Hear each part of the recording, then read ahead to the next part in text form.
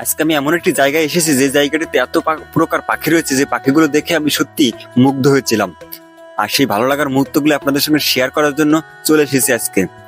চলুন দেখে আসা যাক এক নজরে এখানে কত প্রকার পাখি রয়েছে, এমনকি এখানে কোনো পাখিদের বাসা তৈরি করে রেখেছে কিনা সেটাও দেখানোর চেষ্টা করব। একটি বাগান পেয়ে বাগানের ভিতরে আমি এখন ঢুকবো, তোকে দেখানোর চেষ্টা করব এই বাগানে কোনো পাখির বাসা আছে কিনা। যদি থাকে তাহলে দেখাবো আপনাদেরকে। তো আমি কিন্তু পাখির বাসার খোঁজার সন্ধানে এসেছি। আপনাদেরকে যেমনটা বলেছিলাম যে নিত্য নতুন কোনো পাখি আছে কিনা সেটা কিন্তু আপনাদেরকে দেখাবো, আগের ভিডিওতে বলেছিলাম। তো আমি যে বাগিচার ভিতরে আছি এখানে অনেক খুব চেষ্টা করতেছি যে কোনো ইনুক টাইপের পাখির বাসা এখনো আছে কিনা। তবে এই যে যে জায়গাটা দেখতেছেন এটা একটা একজনের বাউন্ডারি, সে আসলে পিলার উঠে রাখছে। এখন চেষ্টা করতেছে এই সমস্ত গাছের কোথাও বাসা আসলে আদৌ পাওয়া যায় কিনা।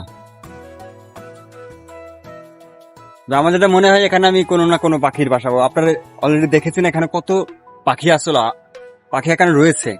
এখন এদের বাজে কোনো না কোনো পাখি তো অবশ্যই বাসা তো এখানে অবশ্যই থাকবে।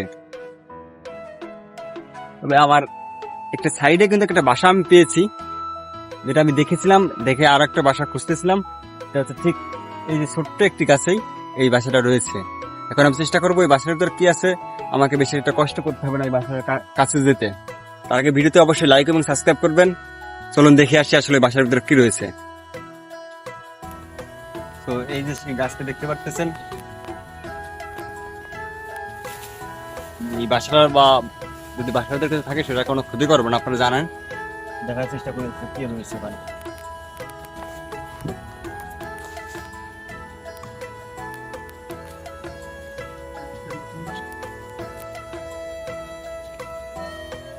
যেমনটা মনে হচ্ছে এটা আসলে নতুন একটা বাসা। দেখতে পাচ্ছেন খড়কুটা একদম নতুন। এটা ঘুঘু পাখির বাসা হতে পারে, কারণ এই টাইপের বাসা কিন্তু আসলে ঘুঘু পাখিতে তৈরি করে থাকে। এখানে যে পরিমাণ ঘুঘু পাখি আপনারা দেখেছেন, হয়তো সেই পাখির মাঝে কোনো একটি পাখিতে বাসা তৈরি করতেছে।